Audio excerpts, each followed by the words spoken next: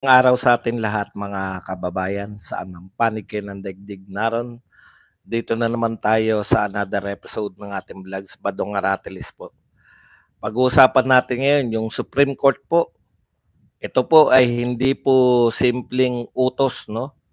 Ito po ay mayroong pagmamadaling utos dito po sa gobyerno na magpaliwanag within 24 hours. Basta po ganyan, immediate po yan, titignan po natin kung gaano katibay ang ating Supreme Court. Importante po na tumugon ang Supreme Court dahil sa ibang panig, ang iba pong ahensya ng pamahalaan, tila wala na tayong mahita. No? So, Supreme Court na lang po yung pag-asa natin. Nagsampa po ng yung tatlong anak ni Pangulong Duterte na narito sa Pilipinas ay nagsampa po ng petition for habeas corpus. Mamaya po ipapaliwanag natin kung ano yan, no? Kung ano yung habeas corpus na yan. At kinakailangan po sumagot nitong mga tao sa gobyerno, si Lucas Bersamin, si yung magkapatid na Remulla, at saka yung Chief PNP, Marbil, no? Para po ipaliwanag nila na wala pong naganap na tama lamang yung pag-aresto. Kasi kaya po 24 oras, nakita nyo po, no? Yung Supreme Court po, sa mga ibang petition ay nakikita natin na pinagpapaliwanag within 10 days, within mahabang panahon. Pero ito po ay 24 hours lang dahil hindi po uubra na isusuko po natin ang isang mamamayang Pilipino sa isang entity na hindi naman po natin kinikilala. Yan lang po, diyan lang po. Tapos pag-usapan din natin ano po ba talaga yung papel ng ICC, para saan po siya create, no? Ang ICC po ba pangunahing create yan para makialam sa mga politika, no? Alam po natin ito ay politika, kakaiba po sa lahat itong ginawa po ng ICC. Bakit po? Hindi ko po alam kung bakit kinakailangang makialam ng ICC sa isang very internal usapin po to ng mga Pilipino. Kahit po yung mga nagsasabi na sila ay biktima o kamag-anak ng biktima ng isang pinagbibintang na krimen kay Pangulong Duterte ay mga Pilipino. Nangyari ito sa Pilipinas o nangyari di umano ang mga krimen na to sa Pilipinas. Ang pangunahing suspect ay Pilipino, no? Bakit makikialam ang isang organisasyon na hindi naman yan yung pangunahing layunin kung bakit kayo tinayo, yung makialam sa bawat bansa? Ano kayo? Daig pa ninyo yung mga mananakop? Ito kasing mga headquarters na to, yung Netherlands, sa mga akala nyo po maliit na bansa lang yan. Ngayon, maliit na lang yan. Pero yan po ang isa sa mga nangungunang Europeo na mga nagtayo ng imperyo noon. Malaki pong imperyo niyan. Alam nyo po ba ang pangunahing trabaho ng imperyo niyan? Manakop at manguhan ng mga alipin. Wala talaga yan. Pag hindi ka puti, talagang yung mga yan. Mababa ang tingin sa atin ng mga yan. Kita nyo, hindi ginagalang yung ating Supreme Court. Kung ako ang ICC, no? I-determine ko kagad na ito pala ay bakit po kinakailangan nila si Duterte? Papaliwanag natin lahat yan. Pero bago yan, kung bago ka pa lang dito sa ating channel, mag-subscribe ka na. Dahil ito lang ang tanging channel na may kinikilingan, may pinapanigan, una sa balita, huli sa impormasyon. Kaya ano pang hinihintay nyo? Pindot na. Okay, yung mga nagsasabing English people lang po, yung mga mananakop, hindi nyo po alam ang history. Nauna pa po yan. Yung mga Dutch, sila po yan. Kaya po sila, pinanghawakan pa nila yung kung anumang kapangyarihan meron sila. Wala pong kinalaman ang ibang bansa dyan sa war on drugs. Kung meron pong may kinalaman, hindi po sila. Wala namang mga puting involved dito sa war on drugs dito sa Pilipinas. Sa totoo lang po. At yan po ay ginawa ng Pangulo ng Pilipinas para lutasin ng krimen. Okay, punta na po muna tayo dito. Ipinag-uutos po ng Korte Suprema. Ano po muna yung habeas corpus, no? Kung matatandaan po natin, kaya po nag-file. Siyempre po, mga anak po to, no? Sila po yung may karapatan higit sa lahat na mag-file ng habeas corpus. Kung nag-aaral po tayo, nung nag-aaral po tayo ng martial law, yan po ang isa sa mga ipinawalang bisa agad-agad ni, lagi pong karugtong yan eh, 'di ba? Ipinawalang bisa ni Ferdinand Sr. ang habeas corpus. Okay, bakit po ipinawalang bisa? Kasi po ang habeas corpus ay ang karapatan. Literal po ang meaning ng habeas corpus, produce the body, no? Kaya po pinatanggal yan para hindi po maghabol yung mga ibinilanggo ng sa tingin natin ay walang unlawful o hindi naaayon sa batas. Okay. Yung literal na meaning po ng habeas corpus ay produce the body o ipakita ninyo sa korte yung may katawan. Dito po sa pangyayari pong ito, pinapoproduce ng mga anak ni Duterte para mag-appear sa korte si Pangulong Duterte, Korte ng Pilipinas. No? Sa Korte po ng Pilipinas dapat.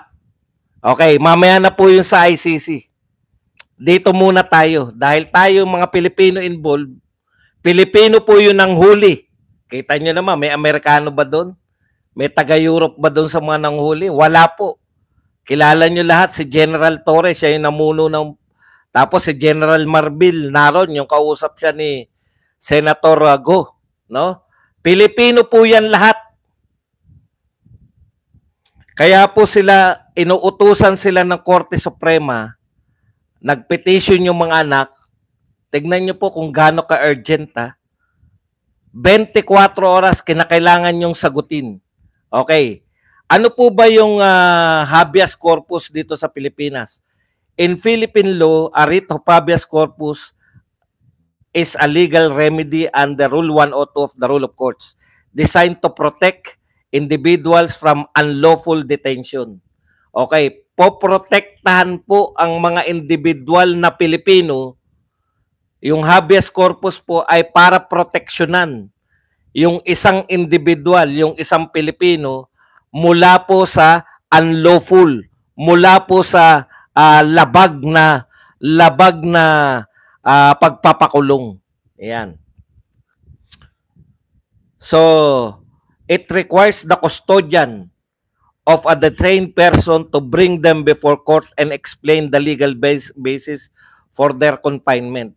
So, kinakailangan po yung custodian ng ipinakulong ay dalhin siya sa korte ng Pilipinas para ipaliwanag kung bakit kinakailangang makulong.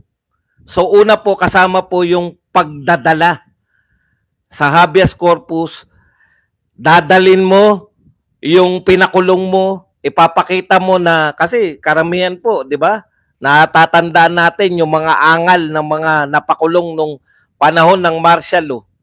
Ayon po sa mga biktima, may mga torture, di ba?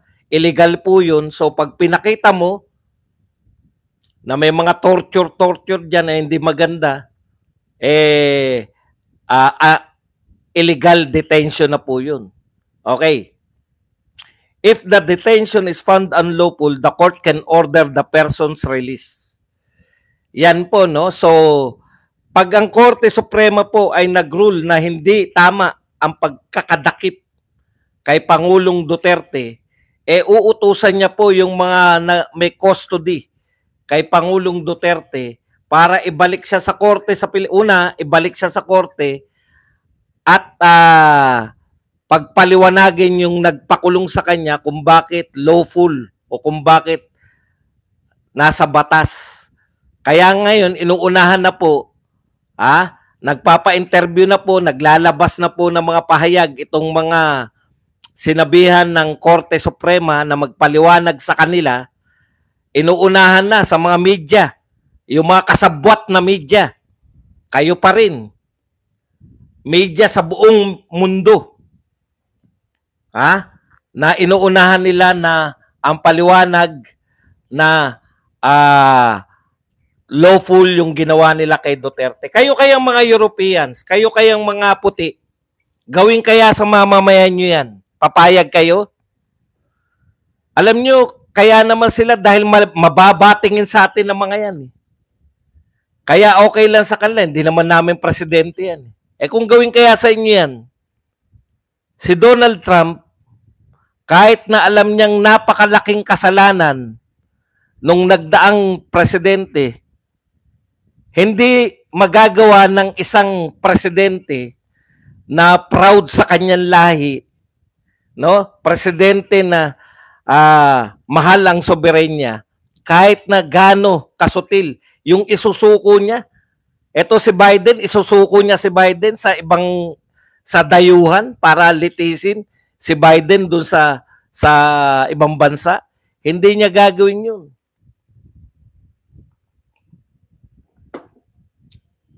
Hindi rin gagawin niya ng Prime Minister ng Japan. Hindi rin gagawin niya ng Presidente ng China. Hindi po gagawin niya ng kahit pinakamaliit na presidente. Kaya takang-taka, manghang-mangha ang international press. Kahit na kalaban ng international press si President Duterte dahil minumura sila nung araw, takang-taka sila sa ginawa ng ating gobyerno. Ngayon lang daw po nangyari ito na mismong yung gobyerno. Ang ginawa nilang halimbawa, si Putin, may warrant of arrest, matagal na, nakalabas, nakalathala sa lahat.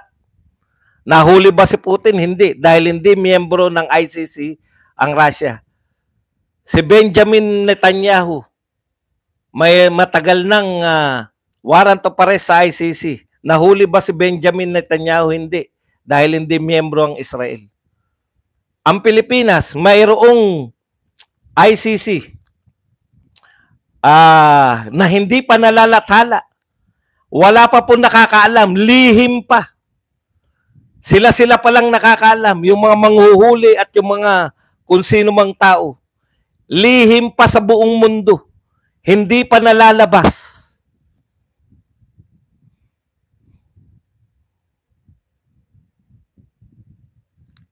Hindi tayo miyembro ng ICC. Paulit-ulit, si Marcos na mismo nagsasabi, paulit-ulit. Si Marcos na mismo ang nagsasabi na walang jurisdiction ng ICC sa atin. Yang mga Interpol, palusot na lang yan. Wala pong kapangyarihan ng Interpol na mag-issue ng warrant of arrest. Dinidinay na nga ng Interpol ng France eh.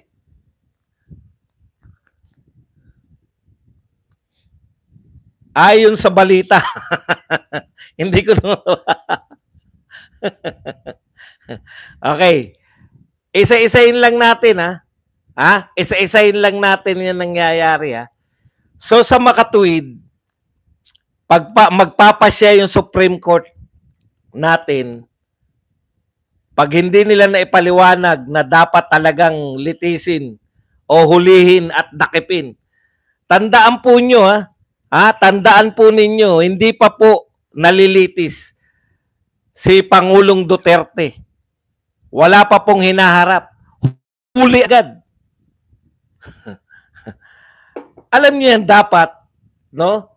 Usually, kahit po sa Pilipinas, kahit si Marcos mismo, mayroon na po tayong kaso kay Marcos. Si Mary Jane Veloso na ang kaso ay droga. Ito po ay dumaan sa korte ng Indonesia. Napatunayan ng korte ng Indonesia na nagkasala si Mary Jane Veloso. Ipinakiusap ni Marcos kahit may kasalanan si Veloso na dito na lang. Saan naganap yung krimen? Sa Indonesia.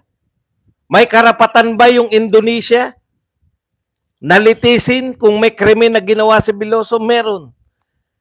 Pero mabuti na lang, ipinakiusap ni Pinoy nung una at ipinakiusap na naman ni Marcos ngayon. Bakit mo ipinakiusap? Eh yun, napatunayan ng may kasalanan. Kasi yan ang trabaho ng presidente. Very good. Hindi man kami sang-ayon. Dahil si Pangulong Duterte ayaw niya makialam. Basta droga ang problema. Pero ang ibang kaso, lalo na sa Middle East, marami na ligtas sa bitay si Tatay Digong. Dahil trabaho ng presidente na ipagtanggol kahit yung pinakamaliit na mamamayan. Ito po hindi po simpleng mamamayan. Wala pa pong napatunayan ang ICC. Hindi pa nga nagsisimula eh. Di po ba? Wala pang napatunayan, hindi pa nagsisimula yung pagkalkal sa kaso. Hindi po pinahuli sa ICC. Tayo mismo ang nanghuli. Ha? Private jet ng isang Pilipino mismo ang nagpalipad sa dating presidente para ipahuli. Binigay sa silver platter ang ulo ni Tatay Digong. Wala pa pong naganap na ganyan. The first thing na ginagawa, si Donald Trump galit na galit kay Joe Biden. Pero never niyang gagawin na ipadakip si Joe Biden sa ibang lahi kasi magmumukha kang walang katotoran bilang Pangulo. Pangunahin mong trabaho, pangalagaan, kung yung tubig nga, imaginary line, pinagtatanggol natin yung wala pong linya yan eh. Nasaan yung atin, nasaan yung sa China, nasaan yung sa Vietnam, nasaan. Very willing tayong magbuwis ng buhay para dun sa mga ari-arian lang natin. Dahil ari-arian yan ng mga Pilipino. Thank you very much kay Silvia Ibanez na nagbigay sa atin ng 250 pesos. Ari-arian pa lang yan ng mga Pilipino, pinaglalaban na natin. Dagat lang yung West Philippine Sea. Bakit hindi ko po nilalang dahil minamaliit ko? Hindi po. Mas importante ang isang buhay ng isang Pilipino kaysa sa mga ari-arian. Kayo ba? Ari-arian nyo bahay, matagal nyong pinagsikapan. Ano una nyong ililigtas? Mga anak ninyo, pag nasusunog, o yung mga anak ninyo, hayaan nyo, sige, patayin nyo yung sunog. Eto mga balde. Hindi po natin sasabihin sa mga anak natin na pinaghirapan ko yan ng 20 years. Tapos papasunog lang natin. Huwag kayo dyan. Huwag kayo umalis dyan hanggang di nyo napapatay yung apoy. Ganun po ba ang treatment natin? Kasi hodang masunog yung pinaghirapan ko, ililigtas ko yung anak ko. Isang buhay, mas importante sa anumang ari-arian. Dakdak tayo ng dakdak na ipaglalaban ng teritoryo. Hindi nga natin may paglaban yung dati nating presidente. Tayo pa ang naging dahilan. Takantaka po ang international media. Paano natin to nagawa? Ngayon, magpapaliwanag kayo. At pag natuklasan ng Supreme Court, na illegal ang hindi po kami nagsasabi, maramdamin itong mga to. Parang sila pa, pinagbabantaan ni Pangulong Duterte. Wala na nga magawa yung mama. Siya pa nagbabanta ngayon. Sumama na nga sa inyo't lahat. Mga kapatid, tandaan natin, Wala nababanggit na Interpol, yung mga international community. Wala rin nababanggit na si Marcos pala ay, ang nababanggit nila, takanta sila, hindi miyembro ang Pilipinas. Paano ipapahuli ng presidente na hindi naman miyembro?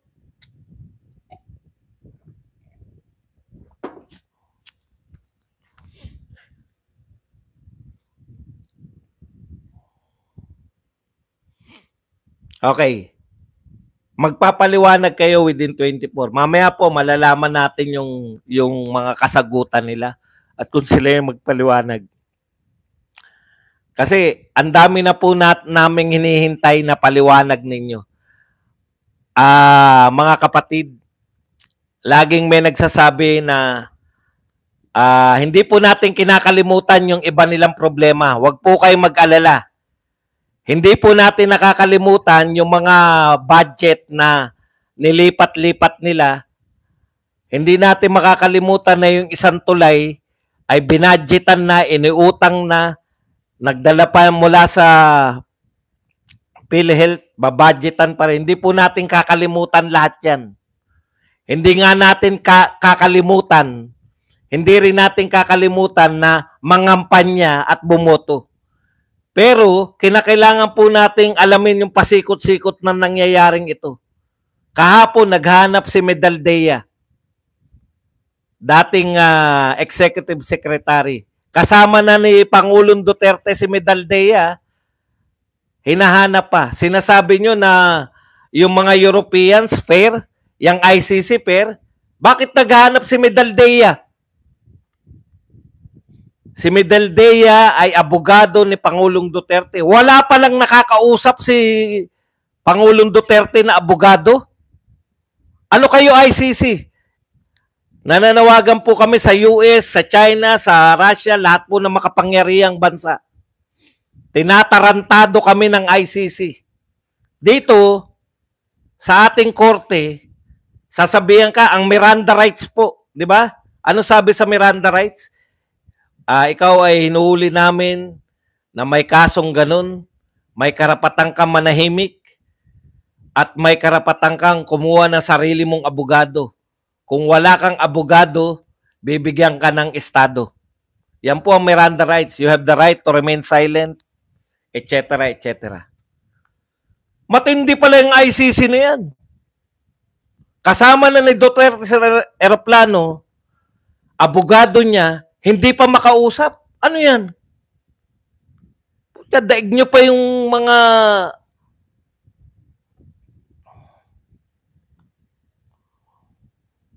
daig nyo pa yung kung sino-sino. Ito tignan nyo Alam nyo po, sino yung nagpe-fake news dito? Presidente ng Pakistan, dinakip din ng ICC, hindi naman sila kasali sa ICC. Binigay din sa mga kababayan nila. At tignan nyo po, ang alam ko po, si Duterte po ang unang first Asian. Hindi ko po alam kung totoo yan. Pakicheck nyo po muna. Kasi lahat nagsasabi, si Duterte ang first Asian na dinakip ng ICC. Pakistan, Asia din po yan. Kaya pakitignan nyo po yung source nyo muna. Baka pinalalabnaw lang po yung kaso ni Duterte. Anyways, dapat po, 'di ba? Baka sinasabi lang 'yan. Tignan niyo po muna kung totoo 'yan. Okay, balik tayo rito. Kung yung pangkaraniwang kriminal dito sa Pilipinas at sa buong mundo binabasahan ng Miranda rights na may karapatan siyang mag-abogado. Ang ibig sabihin po may karapatan mag-abogado, may karapatan ng taong nasasakdal, nakakulong man o hindi. Nakausapin yung abogado. Hindi po may karapatan. Ako may abogado pero hindi ko nakakausap. Yung hindi nakausap ng abogado niya si Tatay Digong, daig nyo pa yung mga pangkaraniwang kriminal sa pangkaraniwang bansa. Tinawag nyo pa yung sarili nyo international. Lilitisin nyo yung iba't ibang kultura. Alam nyo ba kung anong pangunahing tungkulin dapat ng International Criminal Court?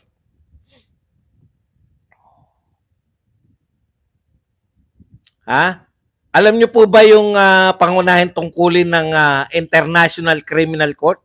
The purpose of International Court is to investigate and where warranted prosecute individuals for the gravest crime of concern to the international community, genocide, war crimes, crimes against humanity, and the crimes of aggression. Alam niyo kung anong kaso ni Duterte? Murder. Pang-Pilipinas lang yan.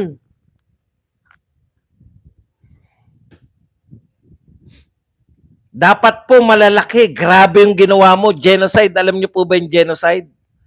Talagang yung buong bansa. Kaya nga kayo international. International. At least dalawang nationality man lang. Dalawang nationality dapat. Sinong nationality ni Digong? Pilipino. Sino yung mga nabiktima di umano ng mga droga? War on drugs. Pilipino rin. Asan doon yung international? Kaya kayo nilikha kasi para mabigyan ng proteksyon yung maliliit na bansa na nilusob ng malalaking bansa. Katulad ng Russia, nilusob niya yung Ukraine. Diyan kayo papasok. Yung Israel, nilusob niya yung Palestine. May pang-api. Kaya nyo inisyuhan. Sino nilusob ni Duterte? Anong bansa? Presidente siya. May krimen na nangyayari. Kung sa inyo, hindi krimen ang droga, sa Pilipinas, krimen.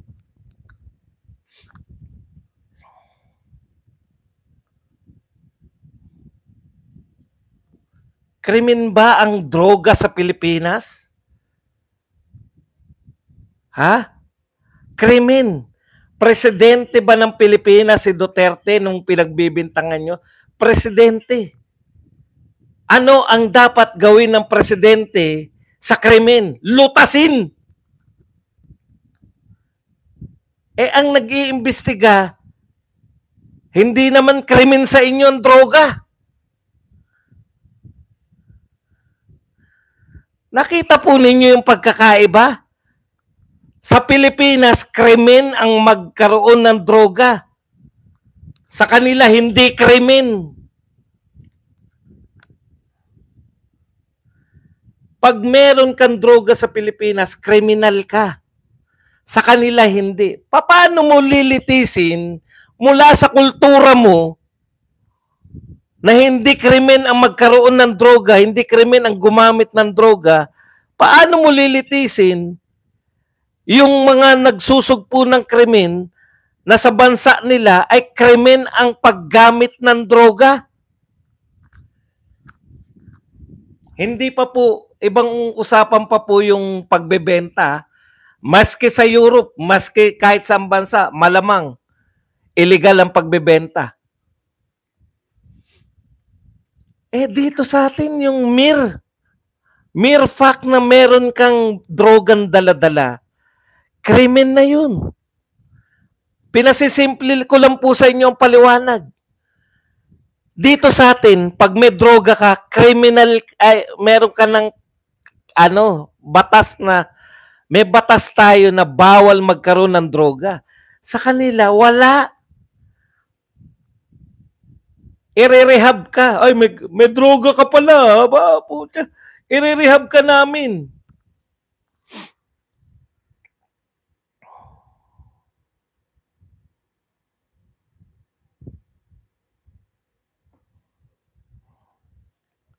May nagtanong dito. Kuya Bads, ikaw kaya ang nasa lugar ng Marcos? Sige nga, ano gagawin ko kung nasa lugar ako ng Marcos? Una, kung may duda sa akin, ako presidente, sabi niya Sagutin ko lang saglit. Kung may duda sa akin na ako ay drugista, magpapa-hair follicle test ako sa lahat. Nariyan ng GMA, ABS-CBN, sila magsabi, GMA, sinong kayo magrekomenda ng doktor? Yun ang gagawin ko, Estrella. Anong gagawin ko? Yun ang gagawin ko. Ano pa ang tanong mo? Yun ang una kong gagawin. At ikalaw kong gagawin, mumurahin ko yung ICC. Huwag kayong makialam dito sa bayan namin. Kung merong problema si Rodrigo, kung meron siyang kaso, lilitisin namin sa Pilipinas.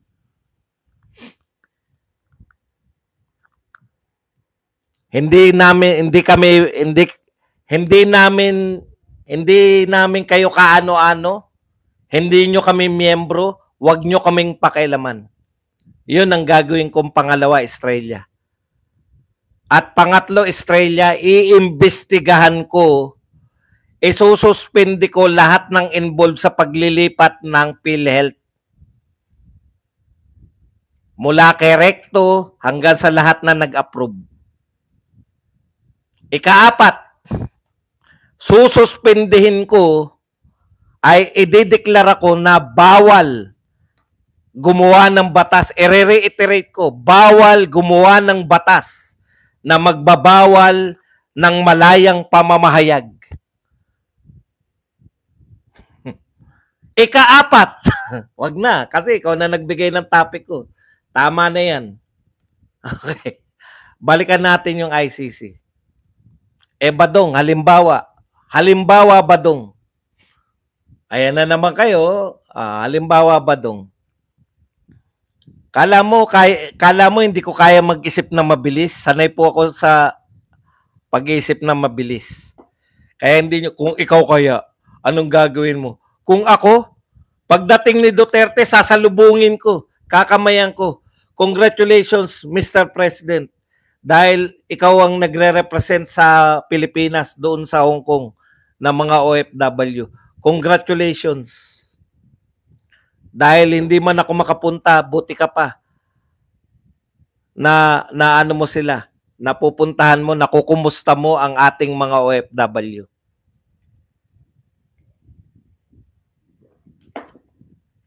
Okay. Punta na tayo. Kung tinatanong mo kung akong presidente, walang magaganap na hidwaan sa pagitan ng mga Duterte at ng mga Marcoses. Bakit? Unang-una, dahil naipangako ko na susundin ko yung mga hindi na ituloy ni Tatay Digong sa kakapusan ng oras, ay ang gagawin ko ngayon, gagawin ko siyang advisor. Advisor kung paano maitutuloy yung kanyang mga nasimulan.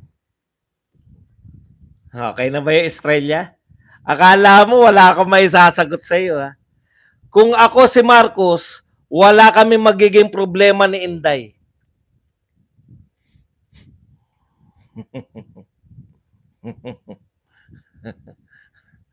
Wala magiging problema gaano ang Pilipinas. Kasi tutuloy mo yung war on drugs. Pero sasabihin mo ngayon, Mr. President, mukhang hindi ko kaya yung mga ginawa mong maramihang patayan. Paano natin yan isasagawa ng wala? Alam mo, Bongbong, okay na yung mga patayan kasi napatay ko na yung marami. Ang gagawin mo na lang, yung mga, wag nang bumalik yung mga addict. Sabihin mo lang sa kanila na itutuloy mo yung si Duterte, yung ginawa ni Duterte. Ganun po. Hindi po, napakasimple lang po, napakaswerte po.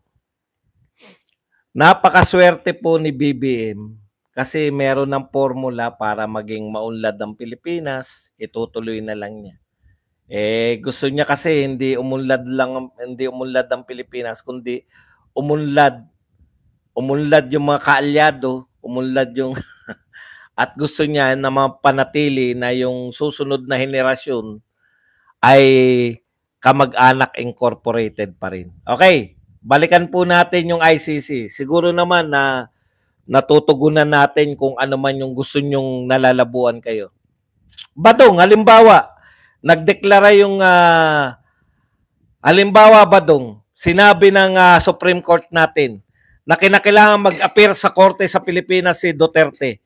Sa tingin mo ba susunod yung ICC? Hindi po. Ganyang kasutilya mga yan. Wala kayo asahan dyan na fairness. Dahil yung mga Europeans na yan, mga mananakop yan eh. Tingin sa atin niya, mabababang uri. Hindi po nila tayo kalibel. Ang tingin ng mga yan sa atin, mabababa ang uri natin. Hindi sila papayag dahil right sila sa tingin nila lagi. Bakit? Kasi ikalawa, very practical. Yang ICC, wala pong achievement. Ang ICC po, nabubuhay yan sa hingi. Nabubuhay yan sa donasyon ng mga kapwa nila Europeans. Yung mga kapwa nila Europeans, mahilig magmarunong. Ayaw namin mga, higit sa lahat, yung human rights sa kanila. Mga human rights ng mga bilanggo, human rights ng mga drogista, drug lord, drug pusher, yung mga human rights nila, mas importante kaysa sa human rights ng mga biktima ng mga addiksyones. Yung mga nirape ng mga adik, yung mga napatay ng mga adik, yung na kukursunodahan ng mga adik, tuwing dadaan, sasapaking ka. No? Hindi nila nararanasan yun eh. Yung ingat ka na tumitig. Alam mo yun? Yung kabataan mo, nung bata ka, dadaan ka sa lugar na alam mong mga adik. Yung halos straight ka lang, bawal kang lumingon, bawal ka mapatingin. O dahil sa kaso ko na medyo may kagandahan lalaki ko nung araw, pag dumadaan ka, puta, talagang mainit ka eh, no? Pag may itsura ka, naglalakad ka lang sa daan, no? Talagang putya, pogi yun sa pakin natin. Ayan po. Sa totoo lang po, hindi nila alam yung mga problema natin na ganyan. Hindi nila alam dahil mayaman nga sila. May pambili ng droga yung mga adik doon. Huwag nyo sabihin walang adik dyan sa Europe. Ang pagkakaiba, may pambili ng droga mga adik dyan. Namumblema ba yung mga mayayamang adik dito sa Pilipinas? Hindi. Nababalitaan na lang natin na overdose, dedo. Di ba? Marami tayong nababalitaan pero hindi na po pinagmamalaki na nadedo yung kamag-anak namin kasi drogista at na-overdose. Hindi na po. Sino po may problema sa pag-addict nila? Kaya nga siya buong tinitira eh. Mas mura kaysa cocaine eh. Di po ba? Ano pong mangyayari pag wala ng pantira ng shabu na hindi nararanasan ng mga Europeans? Mang-hold up, akit bahay. Yung titira lang po, akit bahay lang, nadaanan yung, teka muna, mukhang maganda pa to si Lola. Total, sabog na ako. Iba na po mag-isip eh, di ba? Ayan na, yung mga kaso ng ganyan. Yan bang mga biktima na yan? Ha? Yung mga biktima na yan, mga Europeans, inimbestigahan ninyo? No? Binigyan nyo ng katarungan?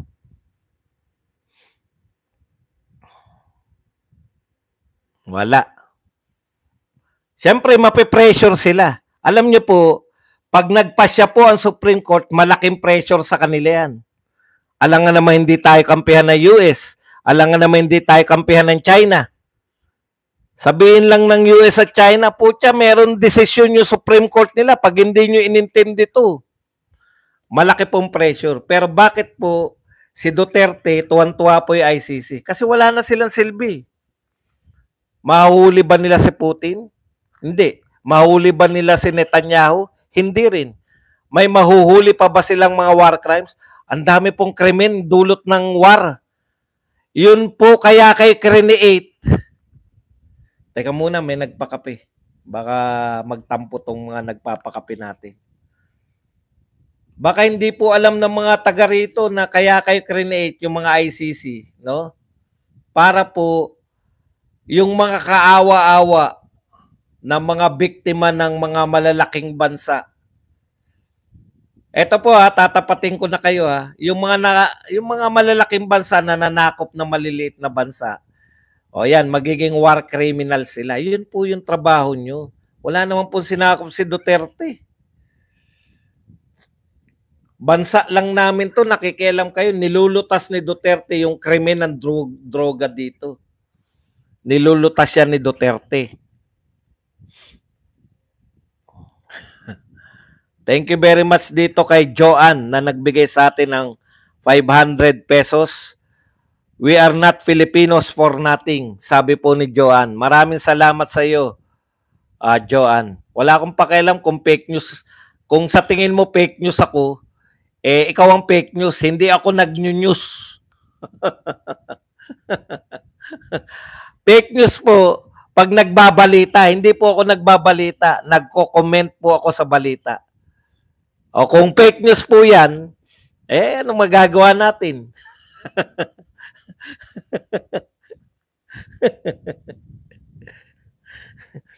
Okay. Yung ibang bansa po, genocide. Inuubos, halimbawa, lahat ng mga Muslim, lahat ng mga Hindu, lahat ng karamihan religious di ba? Oh. Diyan, halimbawa ako, kalaban ako ng mga Muslim, ako presidente. Tirahin ko yan, lahat ng mga Muslim dyan, ubusin ko yan. Ganun po, genocide.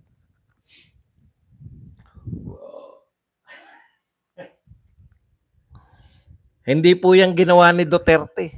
Genocide ba yan? Hindi naman kakaibang tao yan. Addict yan, drugista yan, pusher, drug lord yan. Hindi po lahat na namatay sa war on drugs ay kagagawan po na ay legal. No, may mga napatay po diyan na dulot din ng sindikato. Halimbawa, 'di ba matagal na natin 'tong sinasabi? Ako drug lord, may mga kasabwat ako rito. Siyempre, alam na natin 'yan, may mga tao sa gobyerno, 'di ba? Sabi ni Tatay Digong, kaya siya nahirapan, mga tao sa gobyerno, mga general, mga kapulisan. Baka sila tumira nun, mga asset din nila Pinagtitira na nila lahat para hindi kami maituro. Dadami talaga. Pero hindi po tayo magpapaliwanag niyan. Yung ICC kasi kinakailangan nila ng pondo. Wala na nagbibigay ng pondo sa kanila kasi nga, putya, wala naman kayong silbi. Di ba? Wala naman silang silbi. Kaya para magkasilbi sila, kinakailangan nila ng isang high profile case. Si Duterte po, high profile talaga yan.